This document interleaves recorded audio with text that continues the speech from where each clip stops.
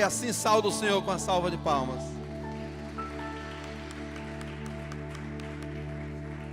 Amém. Louvado seja Deus, irmãos, podem sentar. Vai abrindo tua Bíblia aí no livro de 2 Reis, no capítulo 5, que é onde nós estaremos meditando na palavra do Senhor. A partir desse momento, 2 Reis, lá no Antigo Testamento. 2 Reis, capítulo 5.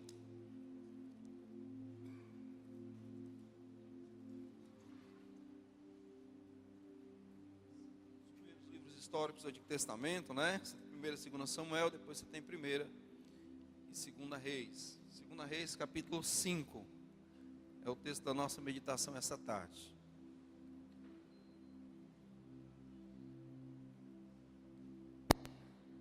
Ok. Quem achou, diga amém. Amém, louvado seja Deus. Versículo 1 diz: Naamã, comandante do exército da Assíria, era grande homem diante do seu Senhor e de muito conceito, porque por ele o Senhor dera vitória à Síria. Era ele herói de guerra, porém leproso. Diga assim: era ele herói de guerra, porém leproso. Versículo 2 diz: saíram as tropas da Síria e da terra de Israel, levaram cativa uma menina que ficou ao serviço da mulher de Naamã. Disse ela à sua senhora: tomara o meu senhor estivesse diante do profeta que está em Samaria, ele o restauraria da sua lepra. Então foi Naamã e disse ao seu senhor: assim falou a jovem, que é da terra de Israel. Respondeu o rei da Síria: vai e anda, te enviarei uma carta ao rei de Israel. E ele partiu e levou consigo 10 talentos de prata, 6.000 siclos de ouro e 10 vestes festivais. Levou também ao rei de Israel a carta que dizia: logo em chegando a ti esta carta, saberás que eu te enviei Naamã, meu servo, para que o cures da sua lepra. Tendo lido o rei de Israel a carta, rasgou as suas vestes e disse: acaso sou Deus com poder de tirar a vida ou de dá-la, para que este envie a mim um homem para eu curá-lo de sua lepra? Notai, pois, e vede, que procura um pretexto para romper comigo. Ouvindo, porém, Eliseu, o homem de Deus, que o rei de Israel rasgara as suas vestes, mandou dizer ao rei: por que rasgastes as suas vestes? Deixai-o vir a mim, e saberá que há profeta em Israel. Veio, pois, Naamã com seus cavalos e seus carros, e parou à porta da casa de Eliseu. Então Eliseu lhe mandou um mensageiro, dizendo: vai, Naamã, lava-te 7 vezes no Jordão, e a tua carne será restaurada, e ficarás limpo. Por favor, repita comigo: vai, lava-te 7 vezes no Jordão. Está horrível, vamos lá. Vai, lava-te 7 vezes no Jordão, e a tua carne será restaurada. Todos juntos. E ficarás limpo. Palavra do profeta. Naamã, porém, muito se indignou e se foi dizendo: pensava eu que ele sairia ter comigo, por-se-ia de pé diante de mim, invocaria o nome do Senhor seu Deus, moveria a mão sobre o lugar da lepra e restauraria o meu corpo leproso. Não são porventura Abana e Fafá, rios de Damasco, bem melhores do que as águas de Israel? Não poderia eu lavar-me nele e ficar limpo? E voltou-se e se foi com muita indignação. Então, se chegando a ele, os seus oficiais lhe disseram: meu pai, se te houvesse dito o profeta alguma coisa difícil, acaso não o farias? Quanto mais, já que apenas te disseste: lava-te e ficarás limpo. Então desceu Naamã e mergulhou no Jordão 7 vezes. conforme a palavra do homem de Deus. E a sua carne se tornou como a carne de uma criança, e ficou limpo. Voltou ao homem de Deus, ele e toda a sua comitiva.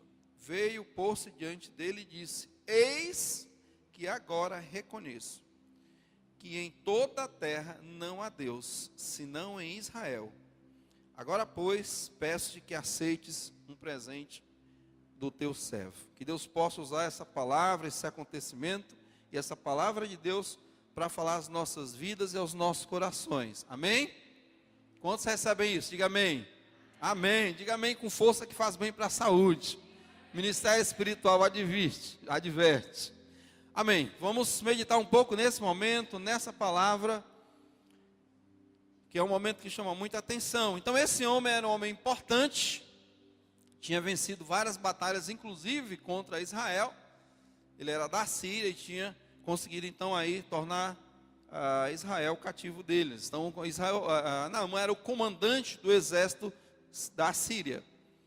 Mas ele tinha um problema, como diz o texto bem claramente. Ele tinha lepra, né? Bem entendendo, voltando um pouquinho do que nós já falamos aqui em outros momentos, não era doença curável, né? Lepra era fatal. Então, era essa situação desse homem. Então, ocorreu que, ele estando leproso, uma menina que havia sido trazida cativa de Israel e estava servindo na casa dele, a menina percebeu a lepra, e a menina que havia sido criada, era israelita, havia sido criada entre Israel, sabia muito bem o que um profeta de Deus podia fazer. E ela não ficou calada, né? Ela chega para sua senhora e diz: olha, minha senhora, eu não sei se ele vai crer, mas assim, quem dera se o meu senhor Naamã pudesse chegar até diante do homem de Deus e ele viria a cura. Eu pergunto, Naamã creu nisso? O que vocês acham? Naamã creu? Sim ou não? Eu acredito que sim. O que diz o texto? Que ele foi até o rei, pediu autorização para ir até o rei de Israel, e chegando ao rei de Israel, ele foi encaminhado para o profeta. Então ele teve fé sim, ele creu na palavra daquela menina, ele creu que através da palavra daquela menina haveria uma cura, haveria uma solução para o seu problema. Primeiro passo, meus irmãos, para que Deus opere em nossas vidas, primeiro passo para que Deus possa fazer maravilhas naquela nossa situação, na nossa vida, o primeiro passo é crer. Amém? Por isso que a Bíblia diz que sem fé é impossível agradar a Deus. Então é importante entender que nesse texto que Naamã creu sim. Se ele não tivesse crido, ele não tinha ido desdobrar essa situação, tá certo? Tinha ficado na dele, é apenas uma menina, está falando o que não sabe. Mas veja que no versículo 9 ele se dispôs, ele foi com seus cavalos, preparou sua comitiva e foi até a casa de Eliseu. Eliseu era o profeta. Só que chegando diante de Eliseu, Eliseu nem o recebe, né? Ó, versículo 10, Eliseu manda um mensageiro. Naamã é comandante do exército da Síria. Eliseu nem o recebe. Eliseu manda um mensageiro no versículo 10 e diz assim, ó: diga a esse moço que vá e se lave 7 vezes no rio Jordão, e a carne dele será restaurada, ele ficará limpo. Então, o profeta não o recebe, mas o profeta entrega a mensagem de Deus, porque percebeu que havia uma crença em Naamã. Senão Naamã não teria ido até o rei de Israel, e Naamã não teria ido até a casa do profeta. Então, o profeta percebe, né, que havia uma fé em Naamã, que havia uma crença em Naamã, e ele não deixa de dar o recado de Deus. O problema é que Naamã tinha toda uma expectativa desse milagre, né? Qual era a expectativa do milagre que Naamã tinha? Na sequência do texto, né? No versículo 11, Naamã se indignou, ficou frustrado, né? Pensava eu, versículo 11, que ele sairia vir ter comigo, né?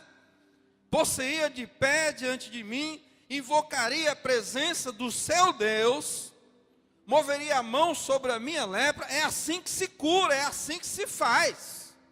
Esse é o padrão da cura, né? Esse é o padrão do milagre. Então era dessa forma que eu esperava, era dessa forma que eu cria, que ia acontecer. Então, aí o texto expressa a partir do versículo 11, que Naamã fica frustrado, e ele não somente fica frustrado, mas ele volta, né, para casa também frustrado. Ao versículo 12, não são porventura outros rios em Damasco, bem mais limpos, bem melhores do que o Jordão? Fosse para se lavar, eu teria ido me lavar nesses rios mais limpos, né? Aí no final do versículo 12, não poderia eu lavar-me e ficar limpo? E voltou-se e foi para casa indignado. Então ele tinha uma fé, ele cria que, segundo a palavra da menina, que ele alcançaria aquela cura. Mas ele foi tomado por uma perspectiva, ele foi tomado por, o profeta vai agir dessa forma. Eu esperava que o profeta agisse dessa forma. E como não foi daquela forma, ainda que Deus mandara uma palavra, ainda que Deus mandara uma mensagem, ainda que Deus mandara através do profeta, o mensageiro do profeta, dizer, você vai ser curado, mas vai ser curado dessa forma, vá até o Jordão, mergulhe 7 vezes, depois da 7ª vez, sua carne toda ficará limpa. Então ele não deixou de receber a mensagem, não deixou de receber a promessa da cura, a promessa do milagre. A questão é que ele não esperava que fosse daquela forma. Então, Naamã esperava que fosse de uma forma mais esplendorosa, né? Como normalmente se acontecia. Ele vai impor a mão sobre mim. As pessoas vão ver cair o poder do Deus deles sobre mim. As pessoas vão ver minha carne ser restaurada. Como isso não acontece, ele volta indignado para casa. E eu queria, meus irmãos, começar pensando um pouco sobre nós mesmos, que às vezes nós alimentamos expectativas de como é que Deus vai agir. Às vezes nós alimentamos expectativas de como é que a coisa deve acontecer, de como é que a coisa vai ser, que vai ser dessa forma, que vai ser daquele jeito. E às vezes parece que Deus já está até falando, Deus já está até fazendo, e às vezes a gente não percebe, porque a gente entende que sim, tem que ser daquele jeito, tem que ser daquela forma que eu creio, que eu esperei. É a expectativa que eu criei. Quer ver uma questão, por exemplo? O que diz Atos capítulo... Esqueci o texto. Atos capítulo 16, verso 31, eu acho. Tem uma promessa tremenda ali que diz assim, olha. Crê no Senhor Jesus Cristo. Lembra dessa promessa? Crê no Senhor Jesus Cristo e será salvo tu e a tua casa.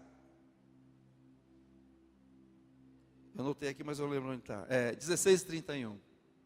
Eu acho tremendo. Essa palavra, ela falou na minha vida muito cedo. Eu me converti com 15 anos. E juntamente comigo se converteu um colega meu também, na mesma fase. E nós, digamos assim, crescemos a nossa fé juntos. Nós tínhamos os mesmos problemas em nossas famílias. Nossas famílias não queriam saber do Evangelho. Nossos pais, nossos irmãos, eles não queriam saber do Evangelho. E havia uma rejeição muito grande. E logo no começo nós recebemos essa palavra, crê no Senhor Jesus Cristo e será salvo tu e a tua casa. E essa palavra é tremenda. Qual é o meio, qual é a forma, qual é o jeito que Deus vai salvar a sua família? Você crendo. Ele pede mais que isso. Ele não pede. O quesito, gente, segundo a palavra de Deus, o meio, o caminho, não segundo eu penso, mas segundo a palavra de Deus, para que eu alcance a minha família, é eu crendo em Jesus. Atos 16:31. E logo que nós nos convertemos, eu e esse colega, nós sofríamos muito, porque a gente sofria a repreensão dentro de casa. A família não queria de jeito nenhum, nem a minha e nem a dele, então a gente ficou próximo, nós orávamos na igreja, pela salvação da nossa família. Mas nós tomamos caminhos diferentes. Nós recebemos a mesma palavra, mas nós tomamos caminho diferente. Eu tomei a seguinte decisão: eu vou simplesmente crer. Eu não vou pregar. Eu não vou apontar falhas em ninguém. Eu não vou chamar ninguém. Eu só vou crer. E esse meu amigo, ele disse, não, eu não fico calado, cara. Eu não consigo ficar calado. E ele julgava os irmãos e os pais. E ele pregava muito. E ele enchia muita paciência deles. E com alguns anos, eu fui percebendo que a minha família foi se convertendo. Começando pelos meus irmãos, depois veio pela minha mãe, pelo meu pai, pelos meus primos, tias e não sei o que mais. E ao longo dos anos eu tive praticamente assim, não sei quantos por cento da minha família que se converteu a Jesus. Em contrapartida, a família desse meu irmão, né, irmão na fé, muito querido, homem de fé, homem de Deus. Assim, até hoje eu não sei quantos se salvaram da casa dele. Até quando eu vim de Fortaleza para cá, ele tinha alcançado o pai dele, quase 20 anos depois. Porque às vezes a gente pensa que a coisa vai acontecer dessa forma, desse jeito. Mas a Bíblia, ela direciona, olha, o caminho é esse. Não é o que você está esperando, não é o que você pensa que vai funcionar, não é a forma que você acha que vai ser, não é do momento que você vai ser da forma que às vezes Deus já colocou na palavra. Então Naamã quase perdeu a bênção. Por quê? Eu esperava que aquele homem impusesse as mãos com poder sobre a minha cabeça, que ele invocasse a presença do seu Deus. E à medida que ele invocasse a presença do seu Deus, a minha pele fosse sendo restaurada. Negócio de mergulhar 7 vezes no Jordão.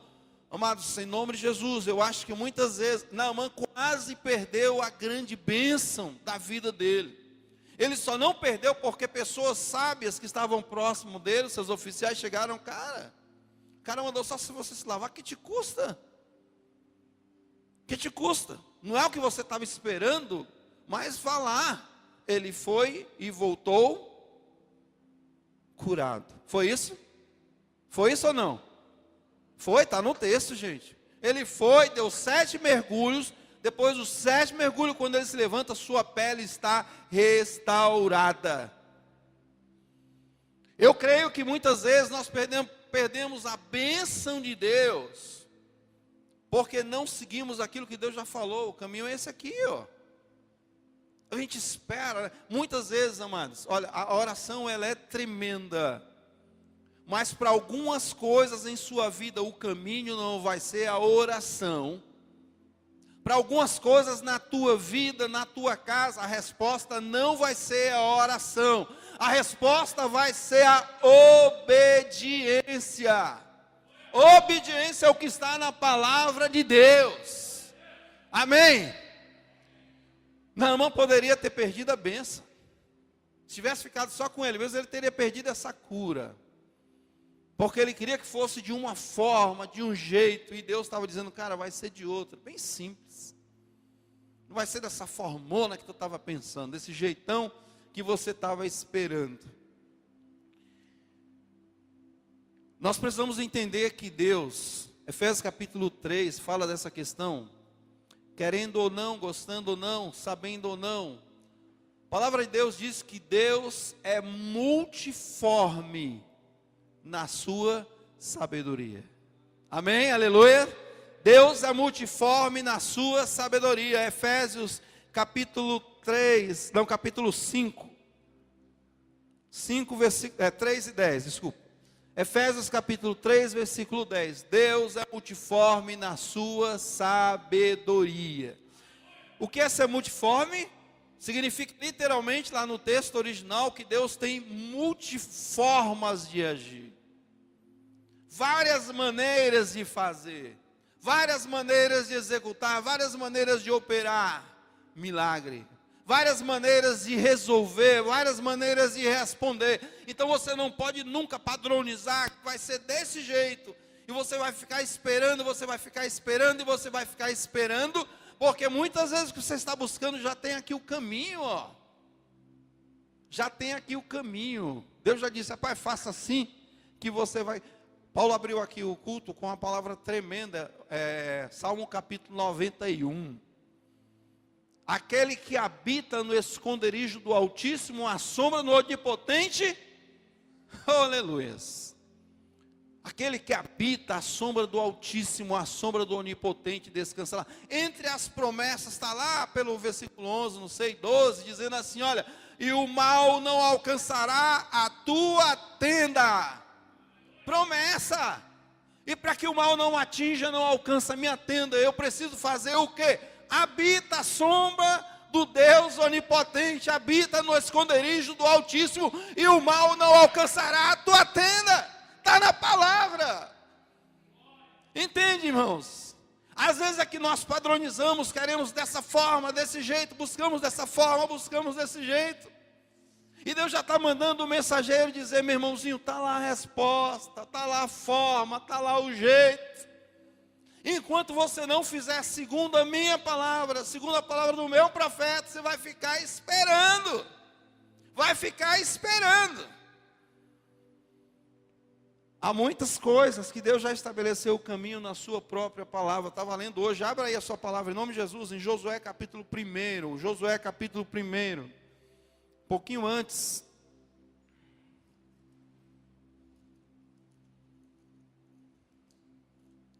Josué capítulo 1.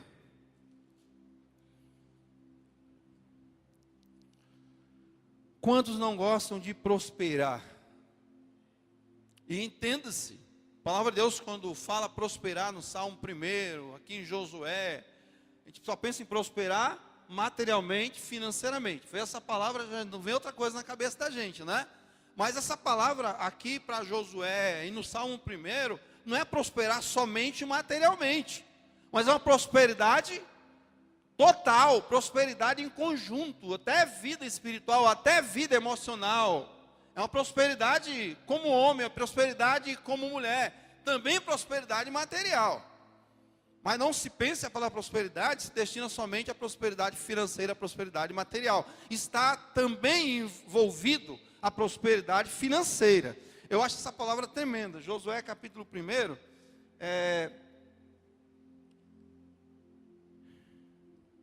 versículo 7.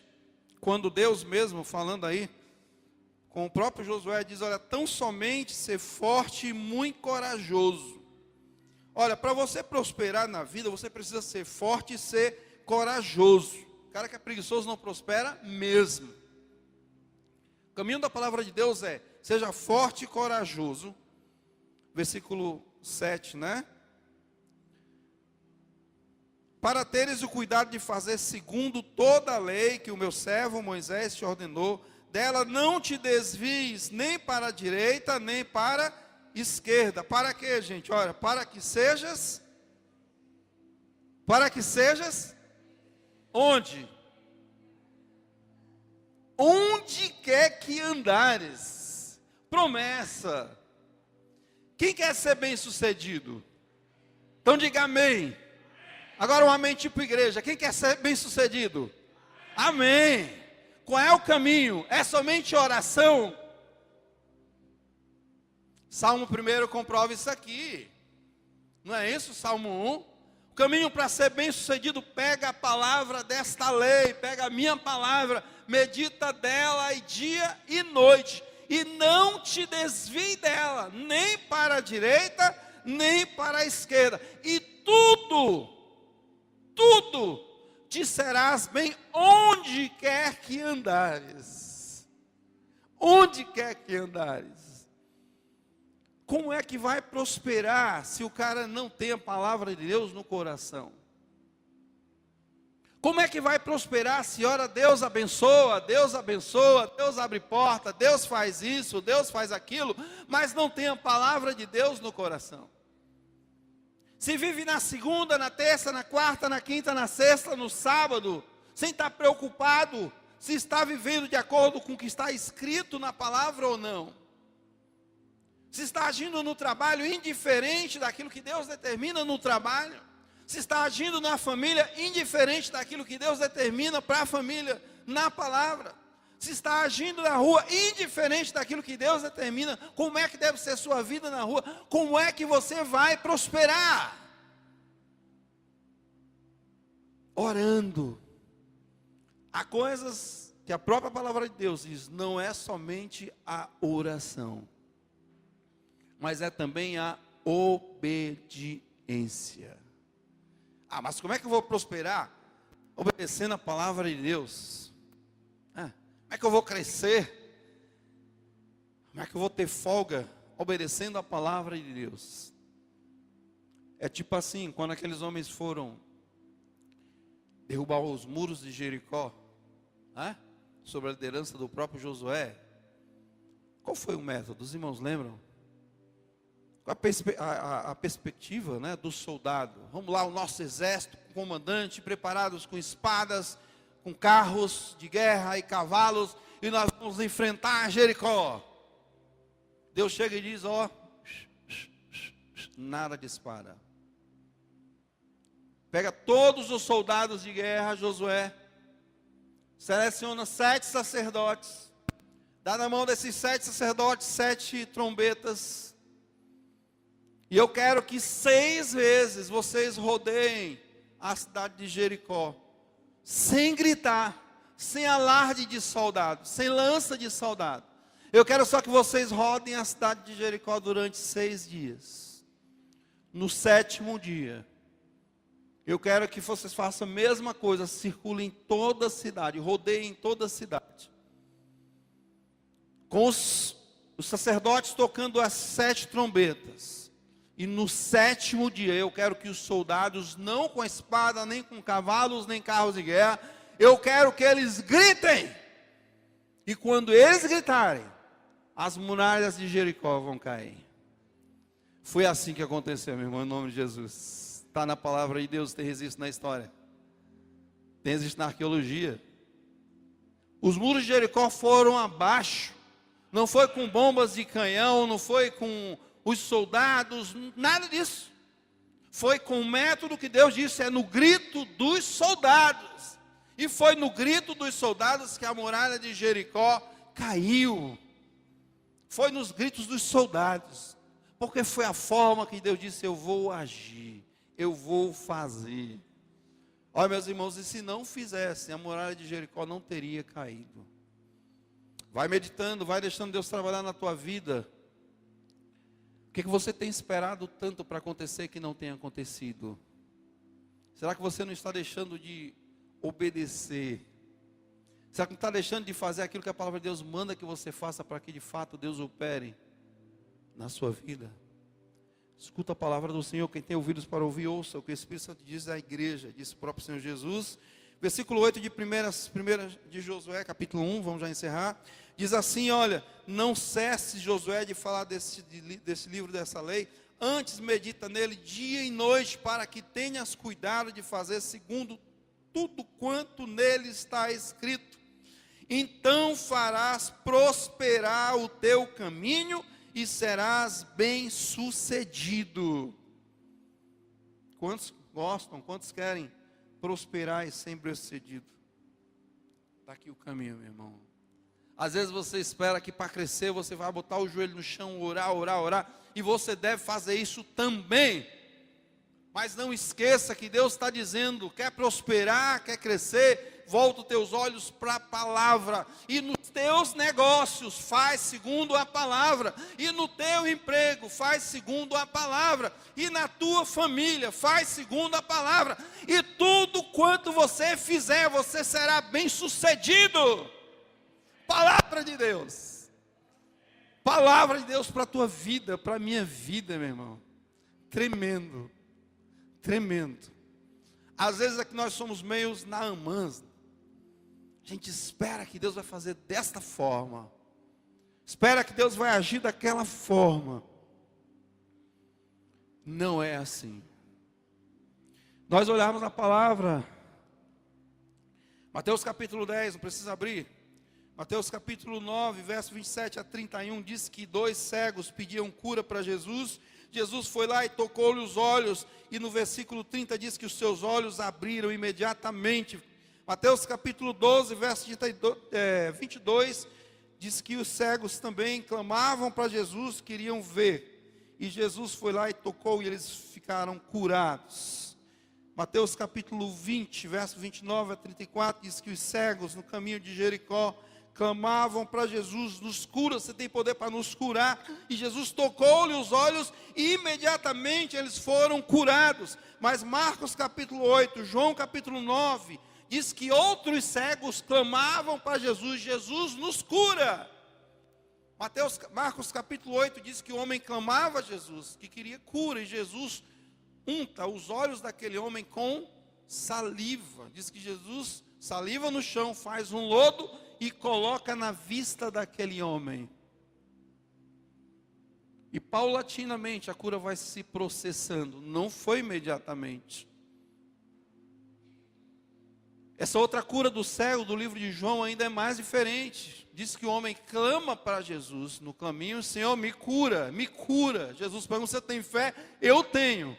Jesus saliva no chão, faz o lodo, coloca a saliva nos olhos daquele homem. E diz agora para o homem: agora você vá até os sacerdotes, se apresente aos sacerdotes. João capítulo 9, verso 1. Mas manda que ele se lave no tanque de Siloé. E disse que aquele cego, indo até o tanque de Siloé, lavou os olhos e começa a enxergar. Não foi imediato como havia sido lá em Mateus 12, em Mateus 9, em Mateus 20. Jesus não colocou a mão sobre ele como colocou em Mateus 9, Mateus 12 e Mateus 20, já aquele homem foi curado imediatamente. Esse homem teve que obedecer. Untou os olhos dele com a saliva e disse: agora você vai e se lave no tanque. E indo se lavar no tanque, quando ele chega no tanque, ele lava os seus olhos e ele recupera a vista. Obediência. Haverão coisas que Deus vai colocar a mão lá do céu sobre a tua vida e vai acontecer. Como já tem acontecido muitas vezes. Não é verdade? Haverá coisas que Deus vai dizer: é assim, é na oração, é no joelho, no chão. Mas haverá momentos, haverá situações que Deus vai dizer: meu irmão, olha para a palavra. Veja o que está escrito na palavra. Faça o que está na palavra. Abra sua Bíblia em 1 Pedro capítulo 3. Nós vamos encerrar 1 Pedro capítulo 3. Eu pastorei uma igreja em Fortaleza. A Lucinha está até aí, né? Que era de lá também, a Ingrid. Pessoal abençoado, ó, me segue quando eu vou. Vieram até Juazeiro. Brincando, é parte da família. 1 Pedro capítulo 3. É interessante esse texto.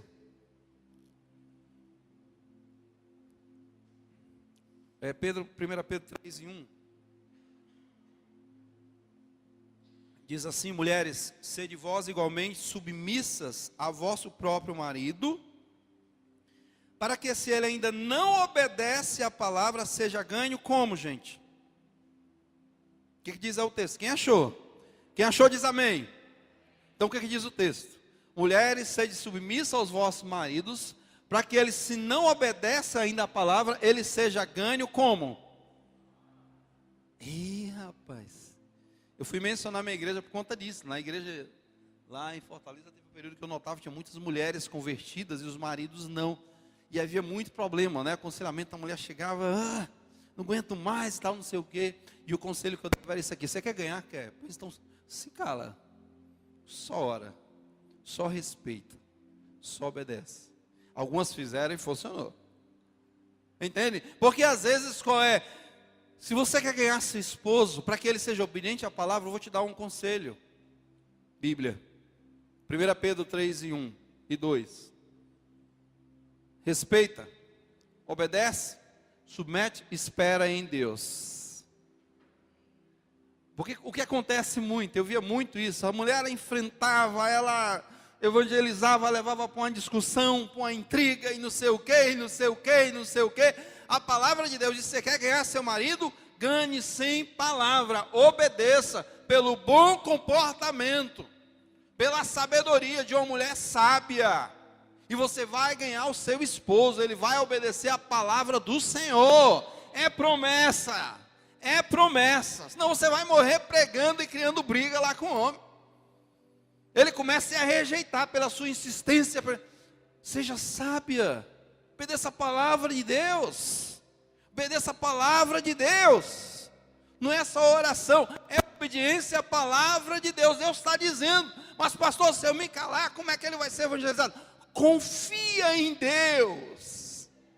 Confia em Deus. Eu falava muito isso para meu amigo lá em Fortaleza. Cara, a Bíblia não está dizendo que é crer. Confia em Deus.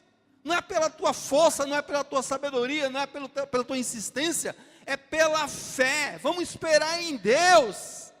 Vamos esperar em Deus, vamos crer. A palavra não está dizendo. Muitas vezes nós queremos que as coisas aconteçam em nossas vidas da nossa forma, do nosso jeito, né? Deus vai agir desse jeito. Eu esperava que fizesse assim. Dá liberdade para Deus agir em nome de Jesus. Dá liberdade para Deus fazer na tua vida conforme a palavra de Deus está dizendo que vai fazer. Dá liberdade para Deus ser Deus na tua vida, ser dono da tua razão, ser dono da tua vida. Dá liberdade para Deus agir, porque Deus é Deus. E nós não podemos coordenar as ações de Deus, não podemos coordenar nem determinar a forma de Deus. A irmã testemunhou ainda há pouco aqui, bênção e maravilha, Deus a curou, aleluia minha irmã. Deus a curou de uma metástase. Deus havia dito antes, não faça cirurgia. Aleluia, Deus tem formas de agir para as nossas vidas. Irmãos, vamos escutar a voz de Deus. Vamos escutar, aprender a escutar a voz de Deus. Aprenda a escutar a voz de Deus, principalmente pelo que está escrito em nome de Jesus. Eu vejo que Deus quer nos abençoar muito, Deus quer te abençoar muito, mas às vezes Deus não consegue abençoar, porque entre Ele, você e a bênção, existe uma parede chamada desobediência. Deus está prontamente querendo agir nos teus negócios, na tua vida, na tua família. Deus só quer nos abençoar. Mas muitas vezes nós estamos tão distantes da sua palavra, do seu caminho, daquilo que Ele está dizendo. Cara, vai lá no Jordão, não é o que você está querendo. Vai no Jordão, mergulha 7 vezes e você vai ver.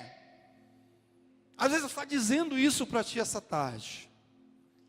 Em nome de Jesus. Vamos ficar de pé em nome de Jesus. Eu convido o pessoal da música para subir aqui. Em nome de Jesus. Vai colocando o teu coração diante do Senhor. Em nome de Jesus. Eu queria que você repetisse essa frase que eu coloquei aqui comigo.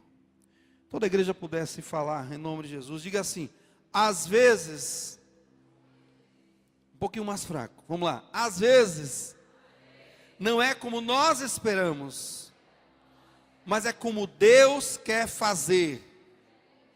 Aleluia. Se você não estiver atento, pode repetir. Se você não estiver atento, então fala para a pessoa que está do seu lado, diga aí. Se você não estiver atento, se você não estiver atenta, cuidado, você pode estar perdendo a bênção de Deus. Quem crê nisso, diga amém. Senhor, vai operando através do Teu Espírito Santo. Vai ministrando graça em nossas vidas, meu Deus, em nome de Jesus. Vai ministrando graça em cada vida, em nome de Jesus. Deus, abre espaço pelo Teu poder para fazer acontecer aquilo que ainda não tem acontecido em muitas vidas aqui, Senhor. Ó Pai, em nome de Jesus, vai abrindo espaço com Teu Espírito Santo em cada coração e em cada mente, para que possa começar a acontecer, Deus, o que o Senhor tanto quer que aconteçam em muitas vidas aqui essa tarde, Senhor. Deus vai abrindo espaço na mente e no coração, para que pessoas coloquem diante do Teu trono, para que pessoas esperem pelo Senhor, não conforme tem planejado, não conforme tem esperado, não conforme a sua expectativa, não conforme a sua perspectiva,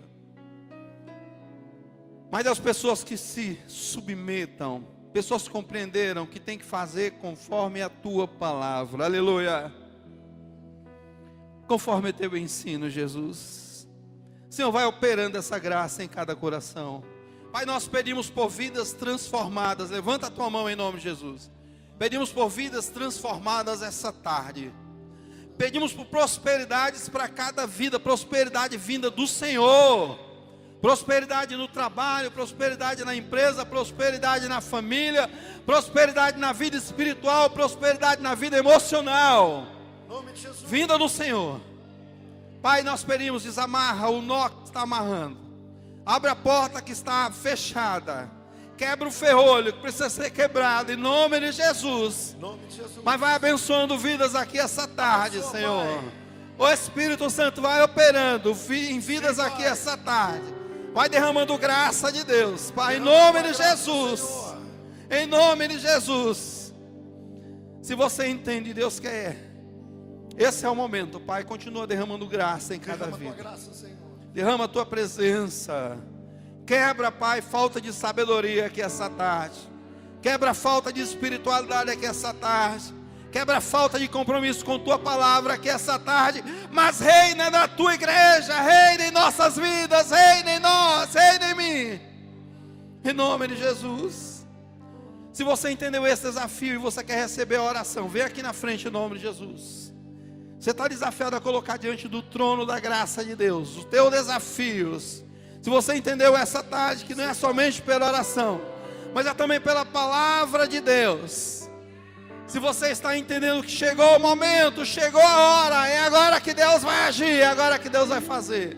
Vamos ministrar um louvor, e à medida que nós estamos ministrando, eu quero te convidar para vir aqui à frente em nome de Jesus. Sai do teu lugar e vem aqui à frente, que nós queremos orar pela tua vida em nome de Jesus. Para cumprir toda palavra de